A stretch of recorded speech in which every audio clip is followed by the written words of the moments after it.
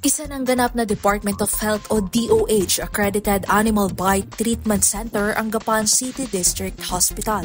Ayon kay Dr. Antonito Duque, Chief of Hospital ng Gapan City District Hospital, ang accreditation ay nangangahulugang pasado ang ospital sa mga pamantayan ng DOH para magbigay ng ligtas at epektibong paggamot sa mga biktima ng animal bite.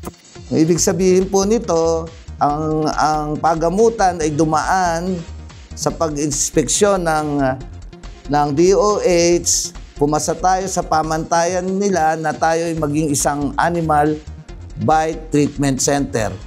Dagdag pa ni Dr. Duque, ang serbisyong ito ay naging matagumpay dahil sa pakikipag-ugnayan ng pamahalaang panlalawigan ng Nueva Ecija sa pangunguna ni Governor Aurelio Oy Umali at Vice Governor Gil Raymond Lemon Umali sa DOH nang malaman umano nilang mahal ang pagpapagamot ng rabies sa mga pribadong ospital. Ang pinakamaganda po nito, dahil po sa suporta at pagmamahal sa atin ng ating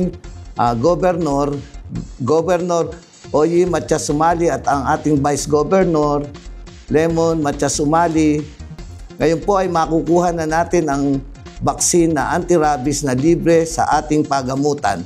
Ipinaliwanag din ng ospital na ang bakunang anti-rabies vaccine ay tumutulong sa katawan ng tao upang makagawa ng antibodies laban sa virus, habang ang serum o immunoglobulin ay direktang itinuturok sa sugat upang agad na maagapan ang virus.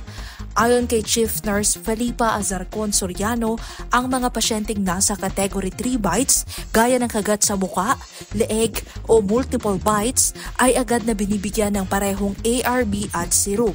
Binigyang diin din ng ospital ang kahalagahan ng agarang pagresponde sa kagat ng hayop, lalo na't ang rabies ay isang nakamamatay na sakit kapag lumabas na ang sintomas, tulad ng pagkatakot sa tubig o hangin, labis na paglalaway, pagkakumbulsyon at pagkawala ng malay.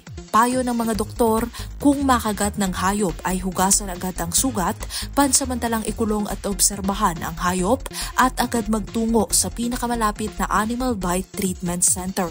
So napakahalaga po na kapag ang isang tao ay nakagat po ng pusa or ng aso, kailangan po sila po kagad ay kumonsulta sa pinakamalapit na Animal Bite Treatment Center para po sila ay magabayan sa tamang gamutan. Nagpaabot naman ng pasasalamat ang pamunuan ng Gapan City District Hospital sa pamahalaang panlalawigan dahil sa walang sawang suporta nito sa mga programang pangkalusugan. Kaya po muli po ako nagpapasalamat sa ating mahal na Governor Oy Matias Umali at Vice Governor Lemon Matias Umali sa pagsuporta sa ating hospital upang mapaganda at maitaas ang antas ng serbisyo publiko ng ating hospital.